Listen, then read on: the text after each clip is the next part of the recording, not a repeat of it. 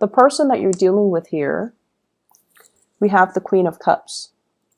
This is a water sign, Pisces, Cancer, Scorpio. And if this is not a water sign that you're dealing with, this is somebody that cares about people on a very deep level, where they get suckered in by a sob story, or they kind of repeatedly help others. They come to the rescue of other people. They try to help other people. But in the process, they might be enabling that bad behavior. Okay? And so I feel almost like you like everything about them. You know they're a really good, kind person. But you do have certain critiques about the way they behave. And you feel like they need to learn to lovingly detach themselves so that other people's problems don't become their problem. And the person that you're dealing with as well, the way that you feel about them, we have the Temperance card. And the Temperance card is like a mixture of exasperation, but love, okay? So I feel like you care about this person. You want them to go places. You want them to succeed in life. You want them to be well. But there's something about them where they get emotionally destabilized very, very quickly. They give so much of themselves to other people. They give so much of their energy. And their life might be somewhat at a standstill because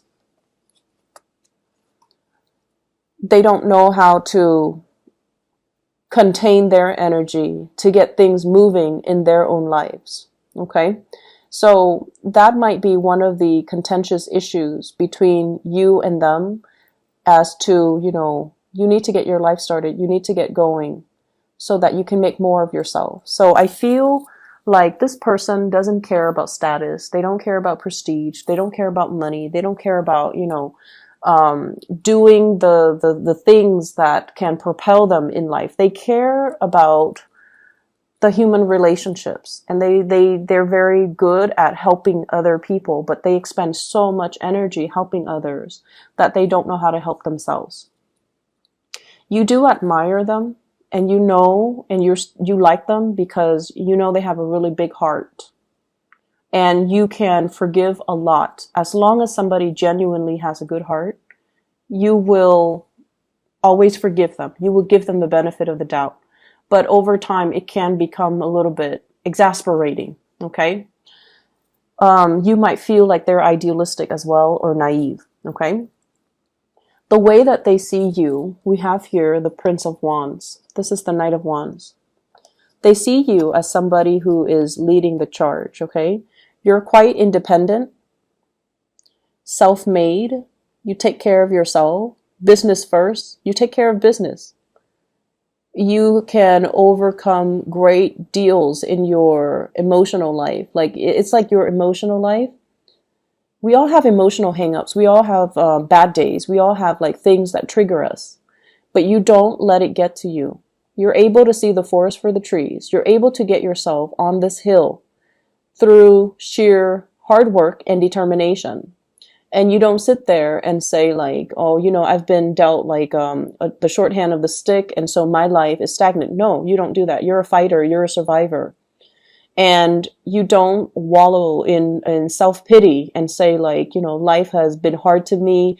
But either way, life might have been hard to you, but you've succeeded against all odds. So they see you as someone who is quite intimidating, but they also admire the drive and the ambition and your ability to lovingly detach yourself from elements and people that are very toxic to you. And there's this energy here. You're so independent that you don't care what people say. You don't care what people think. You know your true calling. You know what you need to do, and you don't let other people's opinions of you affect you. They are not like that.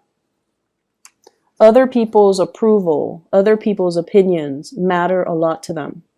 Family obligations, social expectations, even family expectations, all of these things weigh down, are weighted when they make decisions about their own lives. So it's almost like they're living their lives based on other people's expectations.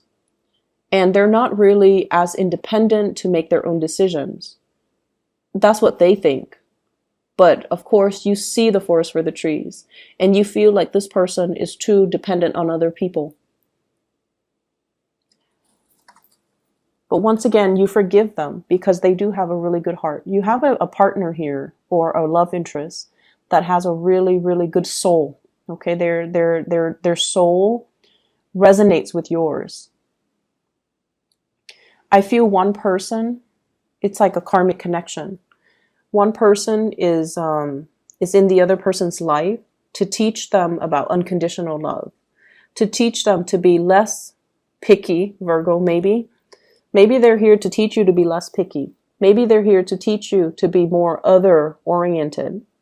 Maybe they're here as well, or maybe you're here to teach them to, live life with a devil may care attitude, to take care of business, to be a little bit more detached, to not let emotional hangups and issues weigh them down. Maybe you're here to teach them that, but I definitely feel a karmic connection where two people are learning a great deal from one another, because the relationship is very complementary.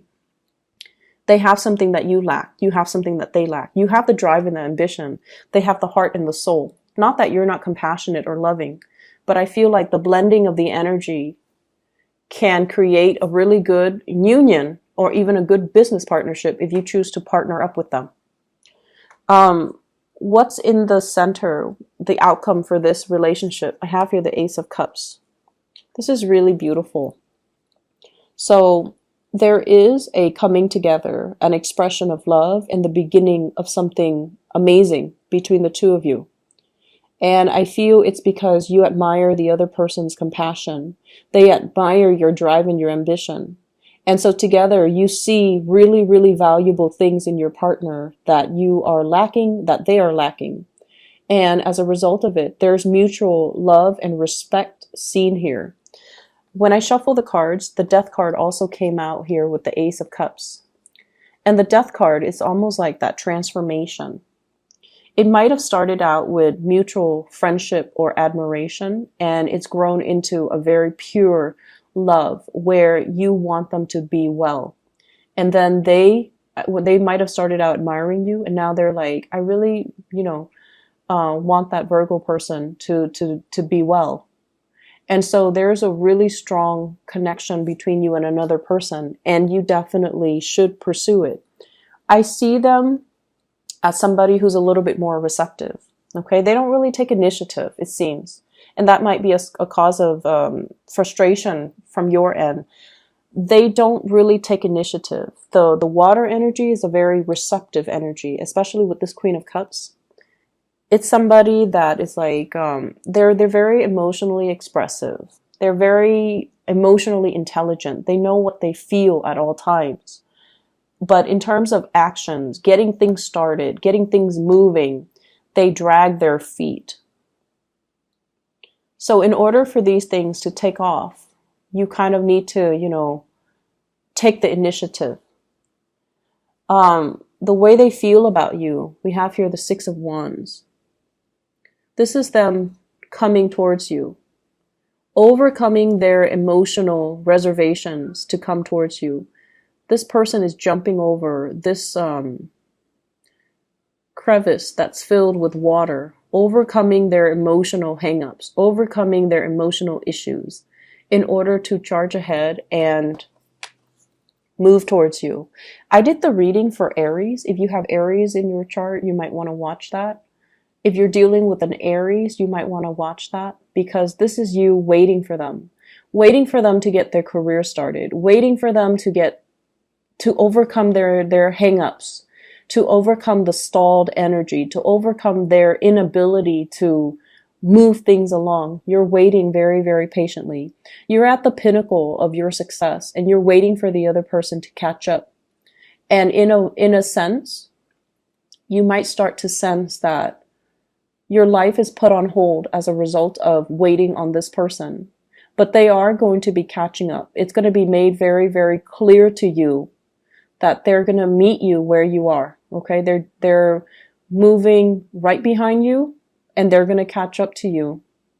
And so there is this outpouring of love and appreciation where two people are basically finally aligned, finally on the same page. If in the past there has been a lot of stop and go, and if in the past they might have been, tied up with past emotional hangups, this is the month or the week, I would say the month, as we move into November, where they're not making any more excuses from their end. They see you drifting away. They don't want to lose you, and they're more they're taking more initiative to come towards you. Okay, so you're getting what you want pretty much. The Death card, once again, it deals with the moving away from old ways of doing. They're trying to be I want to say, like, they're trying to contain their energy. They're trying not to expend their energy towards dead-end relationships, towards bad friendships, towards people that use them, while you're opening up your energy, being a lot more compassionate, being a lot more understanding, being a lot more... It's like, I know that, it's like, I know where you stand, and I can't tell you how to live your life. However, I'm willing to wait for you. So you're willing to, be a lot more understanding of this person. So there's this beautiful blending of mutual energy, which looks really good. In other areas of your life, I feel like we have here the Star card, and this is why I mentioned that Aquarius message at the very beginning. The Star card is about wish fulfillment. It's about dreams and aspiration, dreams coming true. Everything that you've ever worked really hard at, everything that you've ever overcome, you're now exactly where you need to be. And there are major, major new plans, new direction, new opportunities coming into the works for you. It's just a matter of you blending this energy and working with this energy so that you are in alignment with source energy. Okay? I have as well a couple, the Knight of Swords and the Queen of Swords. In love relationships in general, this is sort of like they're the strategic people in the entire deck. Okay, they're the Queen and the King of Swords.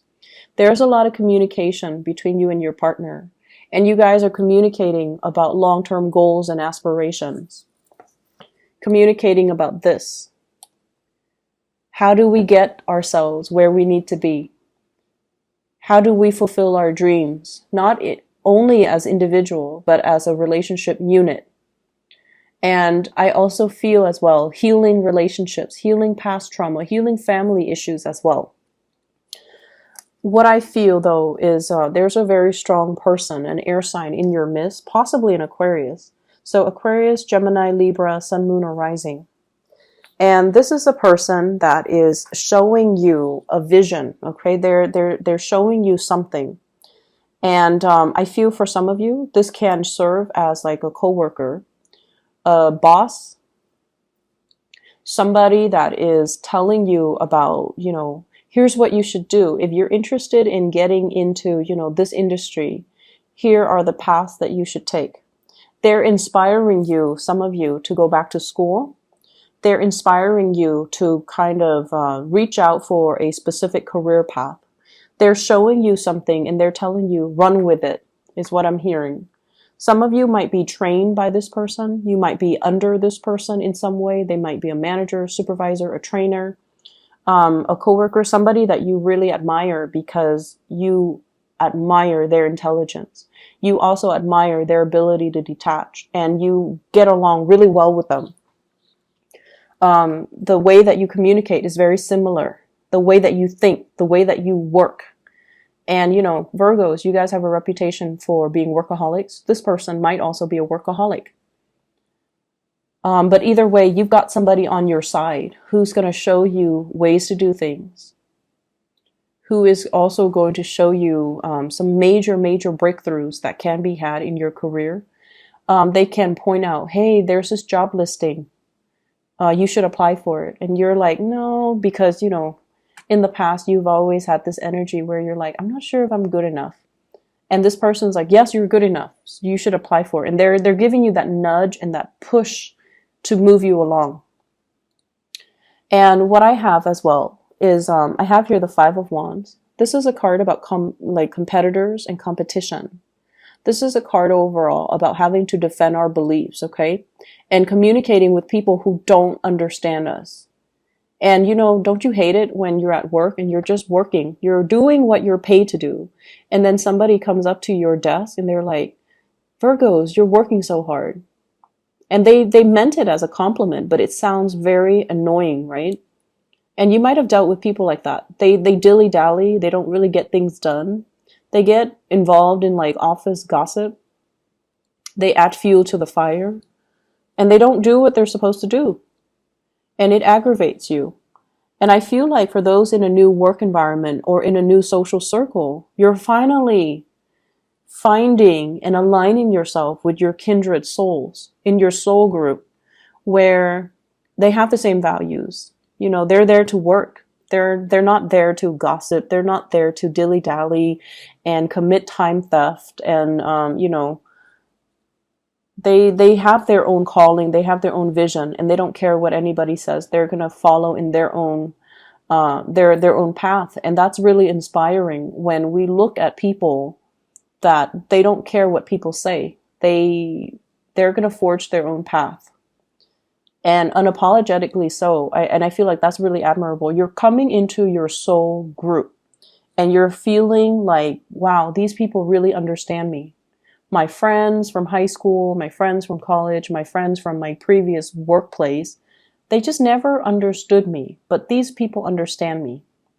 And I have here a very strong air sign influence in your life. That will be really good for you. Possibly two air signs, male and a female. They both could be male, but I feel like there is an air sign here. Aquarius, Gemini, and Libra, and I feel very strong Aquarius.